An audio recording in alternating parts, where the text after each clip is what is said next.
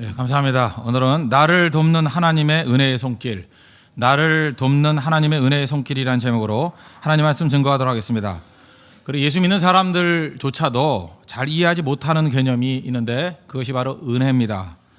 오히려 사람들은 그 예수를 은혜로 믿고 은혜 가운데 구원받았다고 얘기를 하지만 율법과 인과응보를 더 잘 믿고 율법과 인과응보에 더 익숙해져 있는 것 같습니다. 그래서 우리는 쉽게 이런 것을 받아들입니다.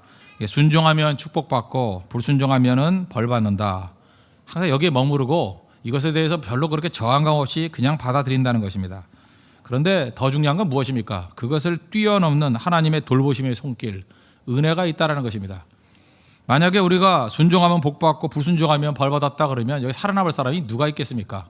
그럼에도 불구하고 우리가 이 말씀, 그죠? 이게 정답이 아니라는 걸 알면서도 이걸 그대로 수용할 때가 많이 있다는 것입니다. 우리는 종이 아닙니다. 하나님의 자녀입니다. 그래서 행위 때문에 나아가는 게 아니라 자녀는 신분으로 나가는 겁니다. 하나님의 자녀라는 게 뭐예요? 우리가 하나님 앞에서 자녀로서의 대우를 받는다, 그런 뜻입니다. 자녀가 뭐 잘해가지고 뭐 이렇게 돌보는 게 아니잖아요. 자녀기 때문에 돌보는 게 분명히 있다는 것입니다. 자녀됨의 권세가 있다는 거예요. 그래서 오늘 본문에서 우리 첫 번째 붙들어야 될 게 뭐냐 하면, 우리가 꼭 붙들어야 될 진리의 말씀인데, 불순종하는 중에도 여전히 하나님의 은혜는 흐른다는 것입니다. 우리가 순종할 때만 하나님의 은혜가 임하고 불순종하면 은혜가 떠난다고 생각하는데 그렇지 않다라는 거예요.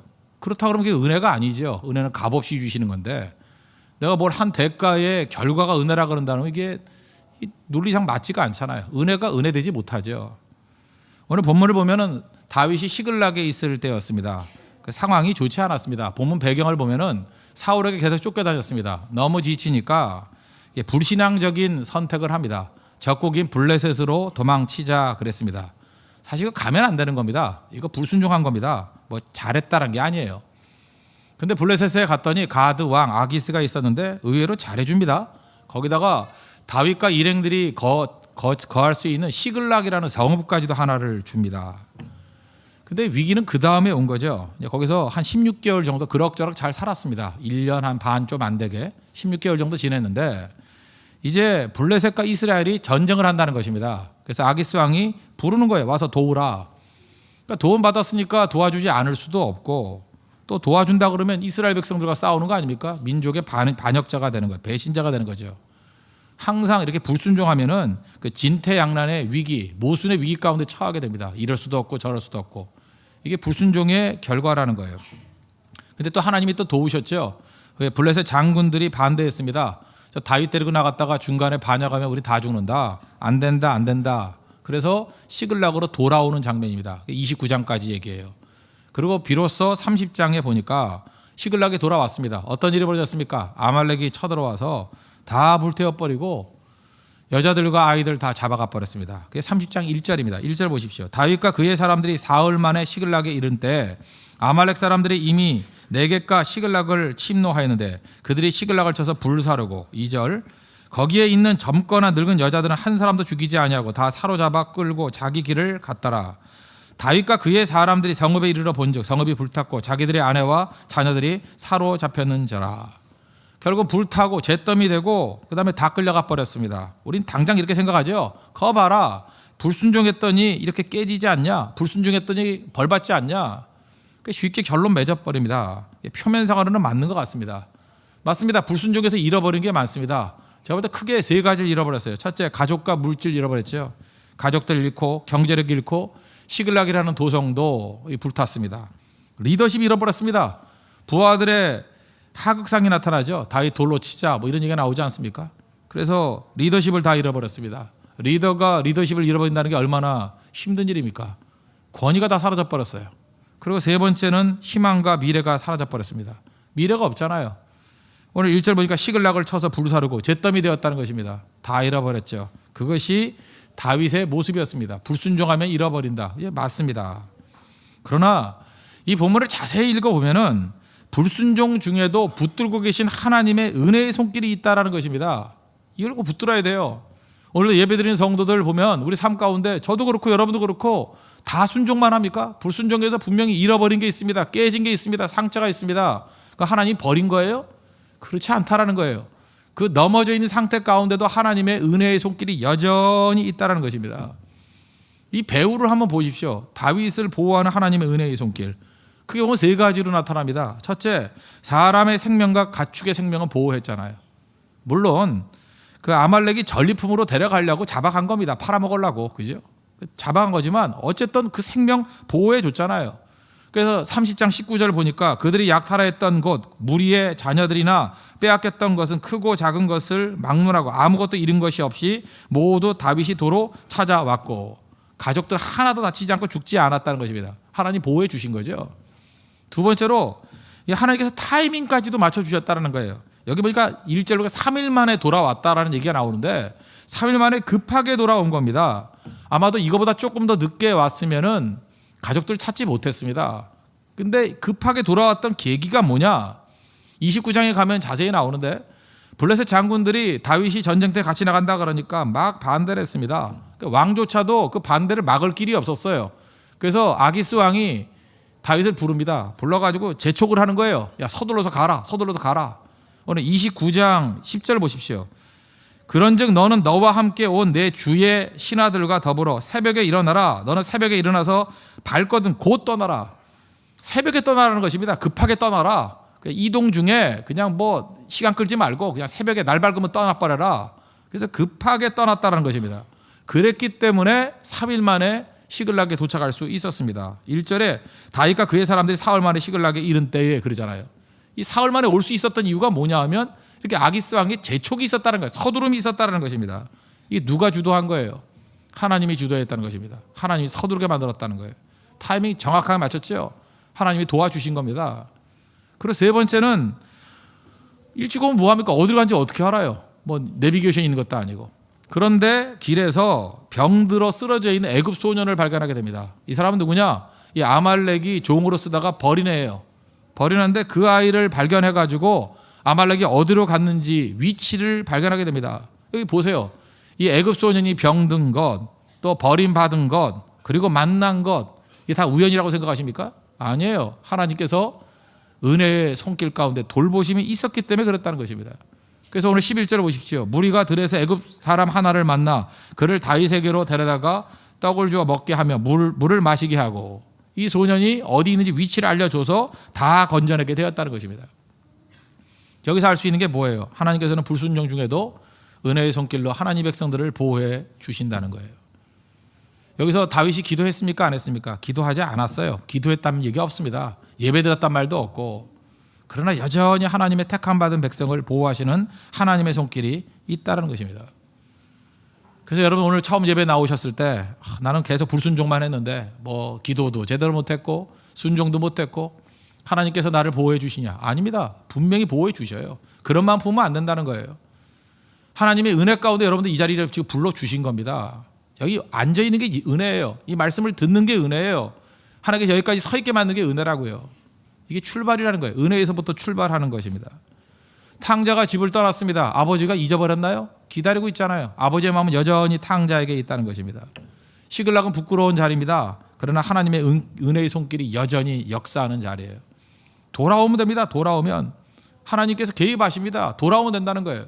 이 불순종하면 뭐 버림받지 않는다라는 얘기가 창세기부터 나오잖아요. 창세기 12장에 보면은 아브라함이, 믿음의 조상 아브라함이 흉년 맞았습니다. 기근을 맞아가지고, 그럼 가나안에 있어야 될 거 아니에요. 거기가 하나님 약속하신 땅인데. 그런데 애굽으로 내려가지 않습니까? 위기 가운데 처하게 되죠. 불순종하면 위기 온다. 그건 맞습니다. 도식 맞아요. 바로 왕이 아브라함의 아내가 사라가 좀 예쁘게 생겼는가 봐요. 뺏어갔죠. 뺏어갔을 때 어떤 일이 벌어집니까? 창세기 12장 17절 보니까 여호와께서 아브라함의 아내 사라의 일로 바로와 그 집에 큰 재앙을 내리신지라. 하나님 개입하셨죠. 그래가지고 바로 왕이 화들짝 놀라가지고 너 왜 아내란 얘기 안 했냐 그러면서 급하게 돌려보내는 얘기가 나옵니다. 불순종했는데도 불구하고 하나님이 보호하시잖아요. 하나님의 개입이 있잖아요. 여러분 세상 사람들이 성도를 왜 무서워하는지 아십니까? 성도의 재능, 성도의 능력, 성도의 학력, 그것 때문에 놀라는 게 절대로 아니라는 것입니다. 하나님의 개입 때문에 놀라는 거예요. 하나님의 보호하심 때문에 놀라는 거예요. 하나님의 은혜의 손길 때문에 놀라는 겁니다. 어떻게 저렇게 다 무너진 것 같이 보였는데 여전히 하나님이 살아가시나? 어떻게 여전히 하나님이 붙들고 계시나? 그게 하나님 택한 백성의 모습이에요. 왜? 우리 행위가 아닙니다. 자녀됨. 자녀됨이에요. 자녀됨. 부모는 자녀됨 때문에 자녀를 보호해 준다는 것입니다.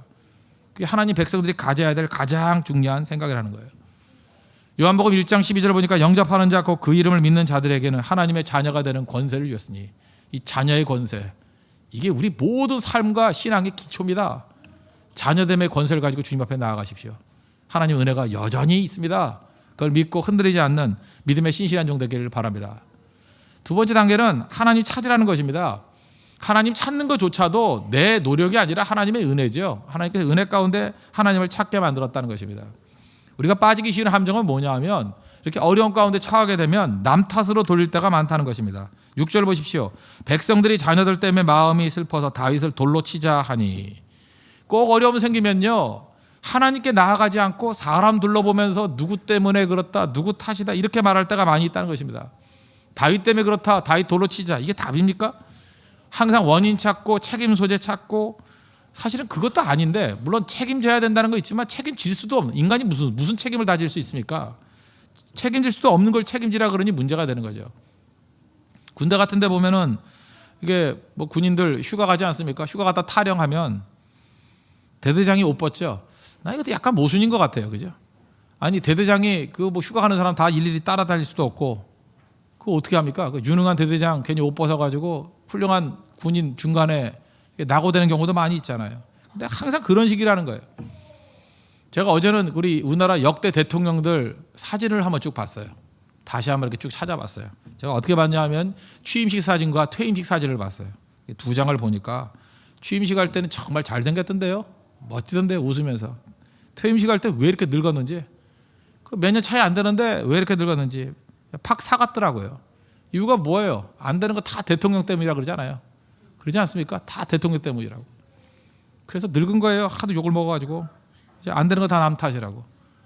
뭐 대통령이 뭐 그렇게 중요한 역할을 합니까? 다 자기들이 잘못해놓고 그냥 다 이렇게 밀어버린다. 그래가지고 해결이 되냐고요. 다윗을 보십시오. 다윗은 희생양 찾지 않고 변명하지 않았습니다. 잊지 말라고요. 우리 사회에 이게 너무 강해요. 희생양 찾고 변명하는 거. 변명한다고 해결돼요? 희생양 찾는다고 해결돼요? 되지 않습니다. 다윗이 했던 일이 뭐예요? 하나님께 나아갔다. 하나님께 나아갔다. 원망하지 아니하고 하나님께 나아갔다. 다윗이 크게 다급하였으나 그의 하나님 여호와를 힘입고 용기를 얻었더라. 하나님 앞에 나아가야 해결이 있죠. 우리가 지금 많은 순간에 원망하고 뭐 이게 왜 이렇게 안 되냐 그러는 것들이 사실은 하나님의 은혜인 경우가 많아요. 제가 아는 그 집사님 계십니다. 미국에서 처음 만난 분인데 지금도 한국 들어와 계십니다. 근데 신실한 집사님 부부예요. 근데 아들 하나 딸 하나가 있었는데 딸이 정말 유능했어요. 뭐 자세히 설명은 안 할게요. 굉장히 공부도 잘했고 유능하고 정말 사진을 보니까 진짜 예쁘게 생겼더라고요. 그런데 신앙 좋고 헌신하던 딸인데 남미에 선교를 갔다가 사고로 죽었습니다. 참 그럴 수가 없죠. 이 부부가 의사인 분인데 하여튼 딸이 그렇게 해서 사고를 당했어요. 눈물로 보내는 거죠. 어려움 가운데 보냈습니다. 가슴 아픈 일이죠. 근데 그 미국에 있을 때 얘기해요. 그분 그 부목사님한테 제가 들은 얘기인데 그 그분은 이제 딸이 있는데 딸이 이제 사춘기래요. 사춘기. 뭐 사춘기는 한국이나 미국이나 다 사춘기는 있는가 보죠. 속을 너무 썩이더래요. 그래서 그냥 별 생각 없이 그냥 그 믿음 좋은 집사님이니까 푸념을 했답니다. 아이고 딸이 너무 속을 썩여서 걱정이 됩니다. 그랬더니 그 집사님이 그러더라는 거예요. 그냥 아이들은 다 그런 거예요. 맞죠?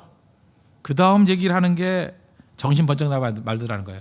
말썽 피우는 자녀 있는 게 은혜야 그러더라는 거예요. 그분한테 그게 무슨 얘기인지 아시겠죠? 내게는 이제 말썽을 피운다고 생각하는 사춘기 딸이 있는데 그게 은혜예요, 은혜. 살아있는 게 은혜잖아요. 그 말썽 피우는 딸 천국 가놓으니까 그죠? 그분에게 있어서는 그게 은혜로 보이는 거죠. 그러니까 우리가 은혜를 못 깨닫는 거죠. 지금 우리가 많은 순간에 문제라고 생각하는 것들이 있지 않습니까? 힘들게 하는 거. 나는 직장이 시험이야. 그 은혜인지 아세요? 직장에서 고통당하고 싶어도 취직이 안 되는 사람 많아요. 그죠? 난 직장이 문제야. 왜 이렇게 그 상관이 저런지 몰라. 상관을 두고 싶어도 못 두는 사람도 있습니다. 그죠? 그게 은혜. 알아요? 왜 내 자녀들은 왜 이 꼴인가 뭐 이러는데 그죠? 자녀가 속썩인다는 건 자녀의 은혜가 있는 거 아니에요 지금? 그죠? 자녀가 없는 사람도 있잖아요. 있다가 일찍 죽은 사람도 있고 병든 사람도 있고 그 자자가 속속인다 자체가 그게 은혜죠. 어떤 사람은 그래요. 하나님 제자들을 복이 없다고. 제자가 있다라는 게 얼마나 복인지 알아요? 제자가 있으니까 그게 복이죠. 저는 얼마 전까지 성도가 한 명도 없었습니다. 뭐 설교를 하려도 들어줄 사람 우리 가족밖에 없었고 아무도 없더라고요. 아무도. 그래서 저는 이제 생각이 바뀌었어요. 아무리 속속이고 힘들게 해도 성도 있는 게 좋아요. 그래서 저는 뭐 속속인다 그래서 싫지 않아요. 뭐 속속이는 분도 안 계시지만 그죠? 어떤 분이라도 다 귀해요. 진짜 다 귀해요. 다 사랑해. 진짜 사랑해요. 나 사랑하지 않는 사람 없어요. 다 사랑해 다. 왜 이유가 뭐냐? 아무리 속을 썩이고 무슨 짓을 해도 그게 은혜의 은혜. 알아요? 하나님께 맡기신 귀중한 생명이고 맡기신 귀중한 양떼잖아요. 그게 은혜라고. 지금 우리가 지금 생각하거나 많은 문제들이 사실은 은혜인데 그거 해석을 잘못하는 거예요. 해석을. 은혜입니다. 은혜.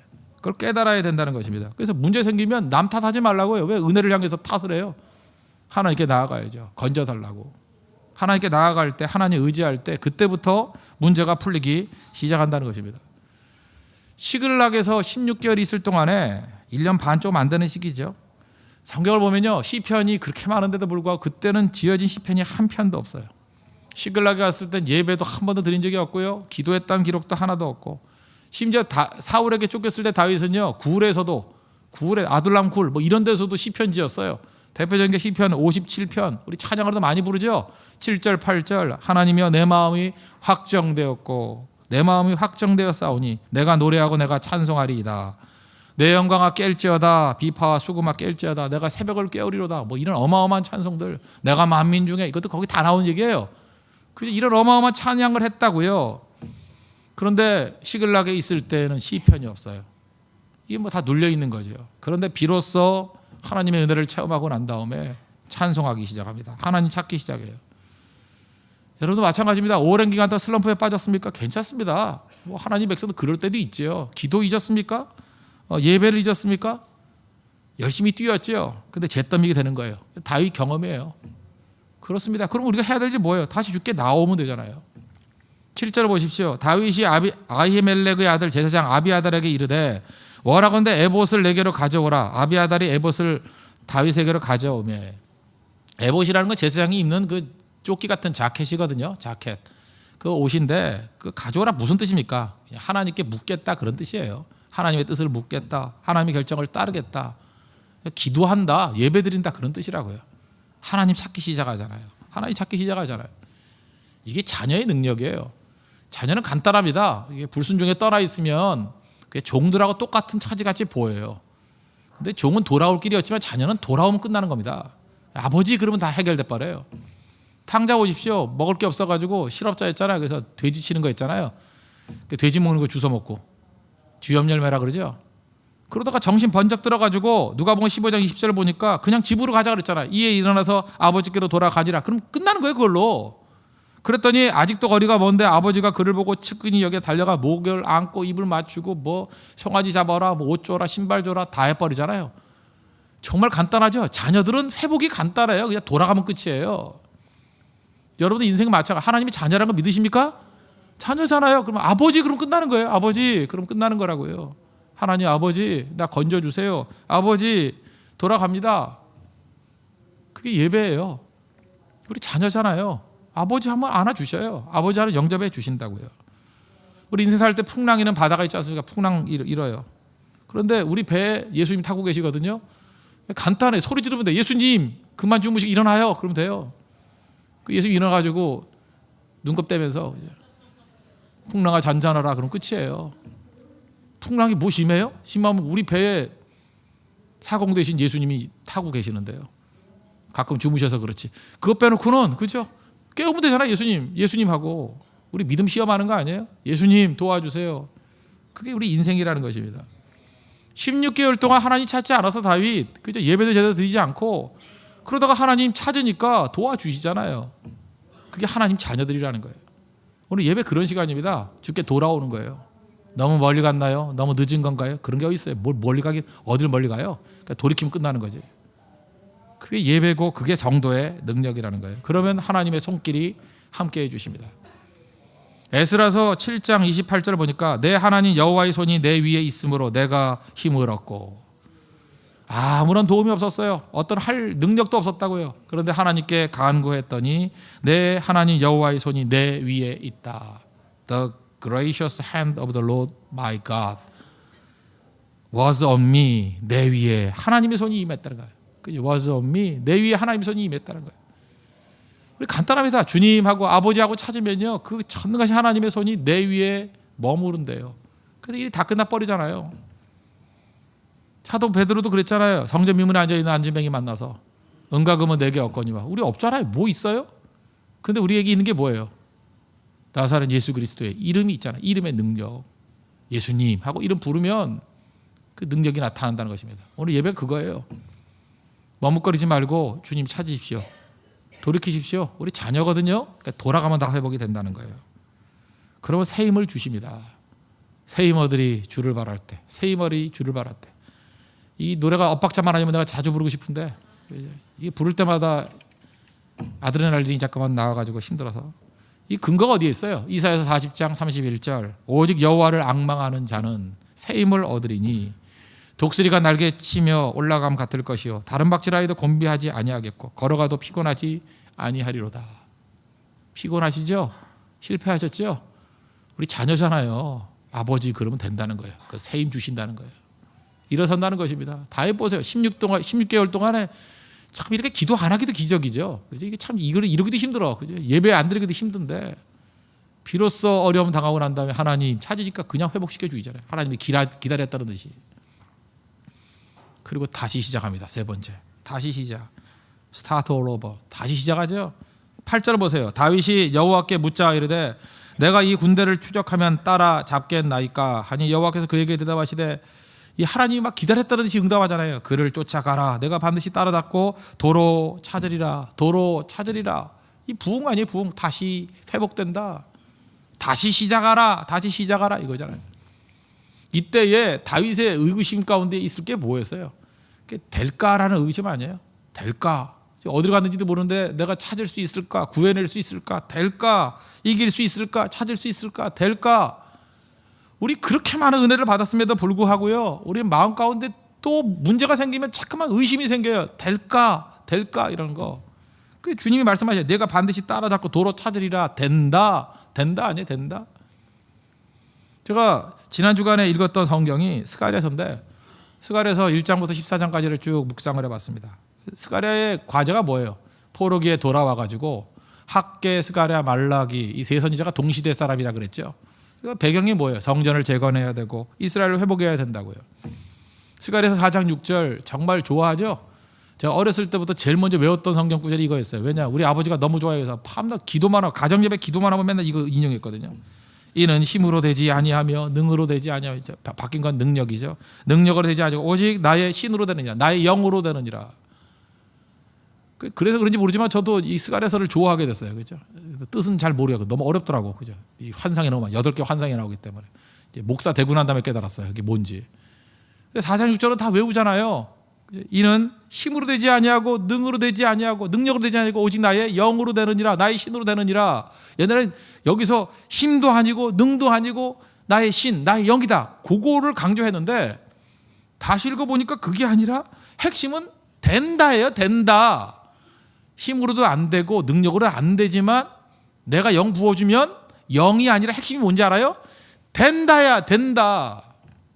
된다고 믿습니까? 된다예요. 내 영을 부어주면 된다라는 거예요. 우리의 가정 문제 해결된다예요. 우리 질병의 문제 해결된다예요. 우리 교회의 문제 해결된다라는 거예요. 여러분의 개인의 문제 해결된다라는 거예요. 우리 국가의 문제, 통일의 문제 해결된다라는 거예요. 된다라는 거. 그 4장 10절에 보면 이런 말씀이 나와요. 작은 일의 날이라고 멸시하는 자가 누구냐. 이거 쉬운 성경 보니까 이렇게 번역되어 있어요. 시작이 초라하다고 해서 하찮은 것으로 여기면 안 된다 이렇게 되어 있어요.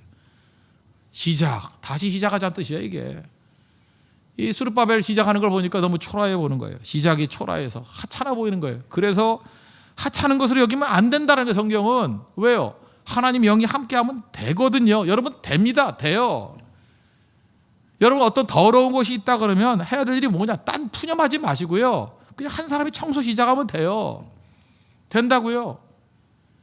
우리 예배도 마찬가지죠. 이 홍대 일대에 많은 방황하는 사람들이 있다. 뭐 그런 거야. 가슴 아파하는 사람 많이 있다고. 그럼 간단해요. 기도하고 한 사람씩 전도하기 시작하면 된다니까요. 돼요. 여러분 가족 가운데 믿지 않는 사람이 있죠. 그럼 믿지 않는 사람 어떻게 해야 돼요? 미리 성경부터 사놔요. 누구누구에게 축하한다. 예수 믿는 걸 축하한다. 미리 써놓고 갖다 놔요. 그러면 그 성경지 주인이 찾아갈 거라고 곧. 미리 그 전도할 써놓고 기도하라고요. 빈자리도 있다 그러면 이거 꽉 차게 해주세요. 기도하면 되죠. 우리 금요 차례 때마다 강대상 나와서 기도해요. 그 무슨 뜻인지 알아요? 이 정도로 강대상이 차고 넘칠 정도로 사람들이 몰려들기를 원합니다. 기도의 사람들이 몰려들기를 원합니다. 기도하면 된다니까. 되나 안 되나 봐요. 된다고요. 된다고. 제 예를 하나 들어볼까요? 시작할 때 제가 곰곰이 한번 생각했어요. 인생을 복귀하기 시작했어요. 내 인생 가운데 하나님께서 은혜를 제일 많이 주셨을 때가 언젠가. 항상 보면 몇 군데가 있는데 그 중에 하나가 시작할 때였어요. 전도사 때. 전 전도사 때 그렇게 설교하고 싶었어요. 시켜줘야 하지. 아무도 안 시켜줘요. 그때 그 교회가 뭐 한 1,500명 정도 되는 교회였던 것 같은데 그 강남에서는 그래도 꽤 뭐 큰 교회였어요. 작지는 않은 교회였어요. 가는데 뭐 설교 기회가 있나요? 제가 거기서 작년들 설교 10번도 못하고 나왔어요. 안 시켜주더라고. 그죠? 그렇게 그 대학생들 부흥도 일어나고 막 그랬었는데 그래 작년 설교 그렇게 많이 한 적은 없었어요. 그러니까 대학생 설교를 많이 했고 유초등부, 뭐 어린아이들 설교 진짜 무지하게 많이 했죠. 아무도 안 시켜줘가지고 혼자 했던 일이 뭔지 알아요? 낮 시간에 아무도 없잖아. 그래서 강대상에 올라가가지고 혼자 설교했어요. 아무도 없는데. 좋더라고요. 저는 그때 눈을 딱 감으면서 분명히 꽉 찰 사람이 내 설교 들을 거야. 그랬다고요. 근데 거기 낮에 그 할 일 없이 나와서 기도하시는 어떤 권사님 계셨어요. 할 일 없다니 너무 죄송하네. 하여튼 뭐 할 일이 계셨지만 뭐 앉아서 이렇게 기도하는 권사님이 계셨어요. 그 제가 처음에 좀 작게 하다가 마이크 없이 작게 하다가 이분이 기도를 안 하고 이렇게 유심히 듣더라고요. 고개를 들으면서. 그 신나잖아요. 한 번이 들으니까. 그래서 저 좀 전도가 제가 미쳤나 그랬을 거예요 아마. 그죠? 근데 제가 진짜 잘 준비했어요. 준비했던 거 말씀을 증거를 했다고 다 그렇게 했더니 저는 물론 뭐 한 2,000명이 가득 찼다고 생각하면서 설교를 했죠. 큰 소리로 들으니까. 근데 이 권사님 끄떡끄떡 하더니만 제가 일주일에 한 번씩 가서 그랬는데 제가 가는 그 날짜를 알았는가 봐요. 나중에 세 분으로 늘었어요. 친구까지 데리고 와가지고. 참 우리가 뭐 하는 거였는지 그죠? 그때 내가 한 25, 26 그랬을 때였는데 그 설교하고 권사님들이 3명 들고 또 재밌더라고. 느니까 사람이 그것도 3명 들고 4명 들고 그러다가 그 교회가 철야기도가 없었거든요. 있었는데 권사님 8명 나오고 뭐 그 유명무실했어요. 그래서 다 부교육자들도 안 하려고 그러고 선배들도. 그래서 제가 하겠습니다 그래가지고 2년 반인가 했는데 8명에서 시작해서 250명까지 들었어요. 근데 그때의 핵심 멤버가 그때 들었던 그 권사님이에요. 그 권사님 3명. 아주 그냥 그분들이 힘차게 해서 도와줬고요. 그 권사님 중에 한 분은 자기 손녀딸이 그 피아노 치는 애예요. 그죠? 걔 와가지고 항상 피아노 쳐주고. 그래서 그때부터 부흥이 일어나기 시작했다고요. 그래서 저는 다시 시작하는 게 뭔지 알아요. 아무것도 없으면요. 그냥 빈 의자 놓고 설교하면 사람 차요. 찬다니까요. 한 명이 생기죠. 거기다 놓고 설교하니까 3명 되고요. 나 그거 계속해서 늘 줄 알았는데 그게 아니고 하나님이 철야기도로 연결시키더라고요. 철야기도 가지고 마음껏 설교하게 만들고 마음껏 기도하게 만들고 그때부터 제 몸에 밴 거예요. 그 이전부터 목요일에서 있지만 11시부터 4시까지 기도하는 거 힘들지 않았어요. 그때는 뭐 찬양이다 다 하면서 소리 뭐 아무도 없었어요. 그때 제가 알기로는 전도사님과 둘이서 다니는데 가능하더라고. 다윗 잿더미 됐죠. 하나님께서 무슨 용기를 줬어요? 다시 시작하라. 회복이 된다는 거예요. 우리 160개국에 많은 영혼들을 놓고 기도하고 있죠. 아마 우리 예배드린 장소에 다 모여서 함께 예배하는 영광이 드러날 것입니다. 여러분의 주변에 있는 사람들 세례받고 주께로 돌아올고 믿으십시오. 저는 지금 병들어요. 지금 쓰러져 있는 우리 집사님들 생각해요. 그분들이 지금 일어나서 율동하면서 찬송하고 성경하는 꿈을 꾸고 있어요. 일어날 거예요 분명히. 믿음 가지세요. 믿음. 일어난다고요. 여러분 삶이 일어난다고요. 가정도 일어나고 개인들이 일어나고 다 일어나게 될 것입니다. 믿습니까? 다윗이 무너졌다가 잿더미 가운데 다 일어나죠. 다 회복하잖아요. 하나님이 도로 찾게 하시리라. 이게 하나님의 능력이라는 거예요. 이 능력 믿고 의지하십시오. 이 하나님 백성입니다. 하나님 백성은 이런 모든 삶 가운데 하나님의 은혜의 지배가 있어요. 불순종 중에도 여전히 은혜 있습니다. 그저 그때 남 탓하지 말고 해야 될 게 뭐예요? 하나님 찾으십시오. 하나님 찾으라고요. 하나님 찾으면 다 도로 찾게 해주십니다. 그때 우리에게 주신 능력이 뭐예요? 다시 시작하라는 거예요. Start all over. 다시 시작하라. 그죠? 다시 시작하면 모든 것들 회복되고 없는 곳에서부터 시작하라. 불러내라는 거예요. 하나님께서 새로운 것들을 이렇게 세우실 것입니다. 그런 세우는 능력을 체험할 수 있는 믿음의 신앙이 되기를 축원합니다. 기도하겠습니다. 우리 다 같이 하나님 앞에 간구하겠습니다. 하나님 은혜 주시니 감사합니다. 하나님 찾고 다시 시작하여 하나님의 영광을 회복하는 인생 되게 해달라고 다 같이 하나님 앞에 간구하도록 하겠습니다.